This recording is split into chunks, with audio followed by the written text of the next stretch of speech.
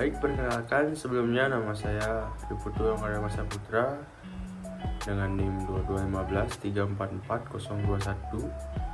Saya nomor absen 14. Jadi pada kali ini saya akan menjelaskan tentang DDL, kemudian saya akan mempraktikkan langsung bagaimana kita membuat query DDL. Jadi DDL itu merupakan data definition language yang biasa digunakan untuk query mendefinisikan suatu database. Jadi langsung aja. Baik, di sini saya akan menjelaskan sedikit tentang SQL. Jadi SQL itu merupakan struktur query language atau sebuah bahasa permintaan database yang terstruktur. Jadi bahasa SQL itu dibuat untuk merelasikan beberapa tabel dalam database maupun merelasikan antar database. Kemudian ada pun bentuk-bentuk dari query SQL. Yang pertama itu ada DDL, yaitu Data Definition Language, yaitu sebuah metode query SQL yang berguna untuk mendefinisikan data pada sebuah database. Ini akan nantinya saya praktekkan. Yang kedua itu ada DML, yaitu Data Manipulation Language. Merupakan sebuah metode query yang dapat digunakan apabila DDL sudah kita buat atau sudah telah terjadi. Sehingga fungsi dari query DML yaitu untuk melakukan manipulasi database yang telah kita buat pada DDL tadi. Kemudian yang ketiga itu ada DCL atau Data Control Language. Merupakan sebuah metode query yang dapat digunakan untuk memberikan hak otoritas mengakses database, kemudian mengalokasikan space, kemudian pendefinisian space dan pengauditan penggunaan database. Kemudian kita lanjut ke DDL. Jadi DDL merupakan Data Definition Language Query SQL untuk mendefinisikan sebuah tabel ataupun database. Jadi adapun kelompok query DDL, yang pertama itu ada create. Itu fungsinya untuk membuat database dan tabel, atau untuk membuat baru database dan tabel. Jadi contohnya kita klik create database, kemudian kita masukkan nama database kita, dan tidak lupa kita menggunakan titik koma pada akhir dari query. Kemudian untuk contoh selanjutnya kita membuat tabel, yaitu create tabel, kemudian nama tabel, dan menggunakan titik koma. Kemudian selanjutnya itu ada drop, fungsi drop. Jadi drop itu digunakan untuk menghapus database ataupun tabel yang telah kita buat. Misalnya kita salah membuat, kita bisa menghapus. Itu menggunakan query drop database, kemudian kita masukkan nama databasenya ataupun nama tabelnya, dan diakhiri dengan titik koma. Kemudian yang ketiga itu ada alter. Jadi alter ini digunakan untuk merubah struktur tabel yang telah dibuat. Seperti jika kita lupa menambahkan tabel, kita bisa menggunakan query add. Kemudian apabila kita ingin mengganti nama pada judul tabel, itu kita bisa menggunakan query change. Ataupun kita ingin menambahkan kembali, itu bisa menggunakan query rename. Serta untuk menghapus itu kita bisa menggunakan drop. Jadi contohnya di sini saya mencontohkan untuk menambahkan field atau menambahkan tabel. Jadi yang pertama query-nya kita klik alter tabel, kemudian nama tabel, kemudian kita masukkan query add, lalu nama kolom, kemudian kita masukkan tipe datanya, integer kah atau varchar, dan lain-lain. Kemudian diakhiri dengan titik koma. Nah, Sekarang kita akan menuju ke praktik. Jadi pada praktik nanti saya akan menggunakan aplikasi Exam. Kemudian kita akan menuju ke website http localhost phpMyAdmin. Jadi langsung saja kita beralih ke aplikasi Exam. Nah, di sini merupakan tampilan dari aplikasi Exam PP.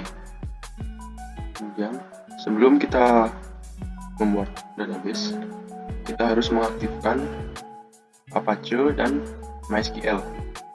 Di sini saya akan aktifkan. Nah, sudah berwarna hijau. Oke, sekarang kita ke browse. Lalu kita klik localhost phpMyAdmin. Lalu tap.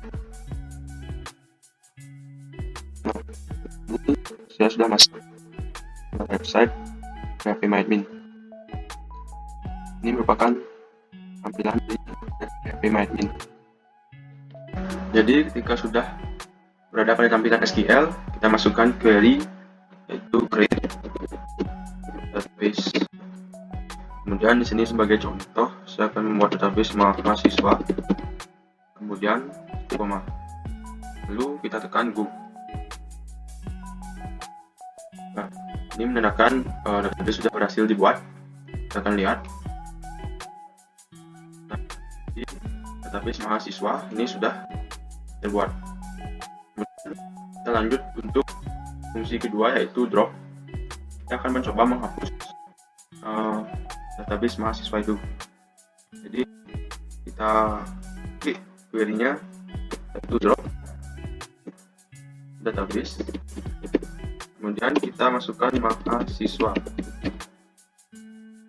Lalu titik koma. Kemudian kita tekan go. Nah, jadi query-nya sudah berhasil. Kemudian kita lihat. Nah, ini sudah database sudah berhasil dihapus. Kemudian saya akan coba membuat tabel. Tapi sebelum itu saya akan membuat kembali database-nya yaitu create database. Kemudian saya menggunakan database tadi yaitu mahasiswa. Kemudian titik koma, go. Nah, jadi database sudah saya buat. Sekarang saya akan mencoba buat tabel. Jadi langkah yang pertama itu kita masukkan create, kemudian tabel. Di sini saya sebagai contoh akan membuat biodata mahasiswa. Jadi kita masukkan nama tabel biodata. Kemudian karena tidak boleh menggunakan spasi, di sini kita menggunakan underscore. Jadi untuk spasi diganti dengan underscore. Kemudian biodata mahasiswa. Lalu di dalam tabel biodata mahasiswa adapun kolomnya, di sini saya akan membuat kolom pertama yaitu name dengan cara kita membuka kurung, kemudian kita klik name, lalu kita masukkan tipe data integer atau int. Kenapa integer? Karena ini untuk name itu untuk angka saja. Primary key. Jadi primary key itu digunakan untuk kolom yang berarti suatu baris yang unik. Kita koma. Kemudian untuk kolom selanjutnya, di sini saya membuat kolom nama mahasiswa.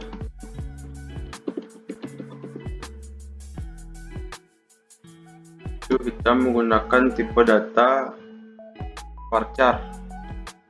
Jadi fungsinya untuk itu menggabungkan variabel dan karakter, artinya huruf dan angka. Kemudian di sini kita masukkan nilai, kita pilih saja 30. Kemudian kita masukkan tempat lahir.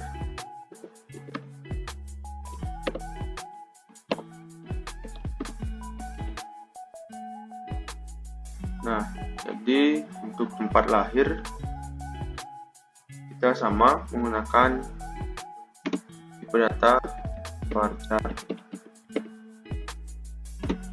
Kemudian untuk nilai kita gunakan sebenarnya 20. Kemudian koma lagi.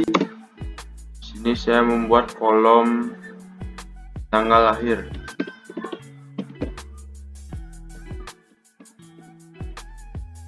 Sini saya menggunakan tipe data date. Jadi tipe data date ini untuk membuat tanggal. Kemudian koma lagi, saya ingin membuat kolom alamat.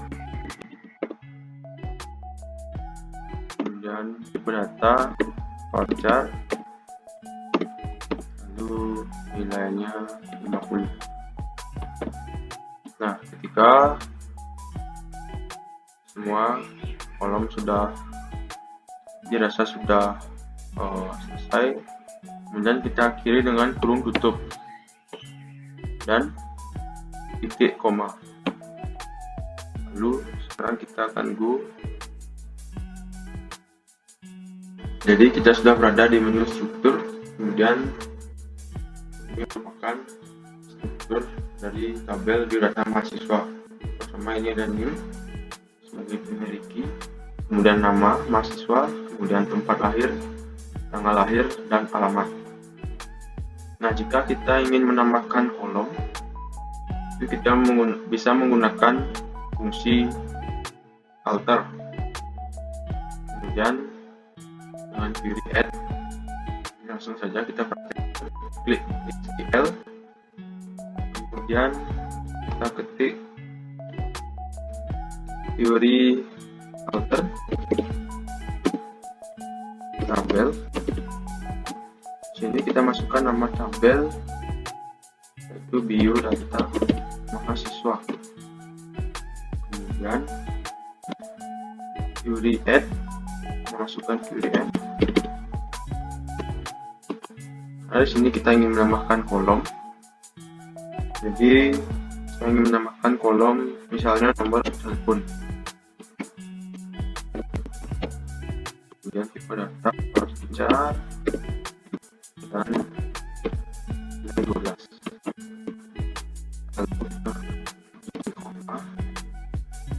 Kemudian go.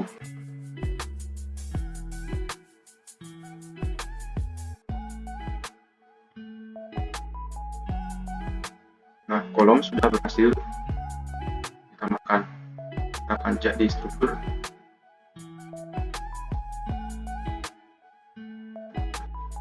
Jadi kolom yang baru sudah berhasil ditambahkan. Itu kolom nomor telepon. Jadi itu dia tadi sedikit penjelasan saya tentang DLL. Itu mulai dari fungsi create, kemudian drop, kemudian alter. Jadi sekian yang dapat saya sampaikan. Saya pamit undur diri. Terima kasih.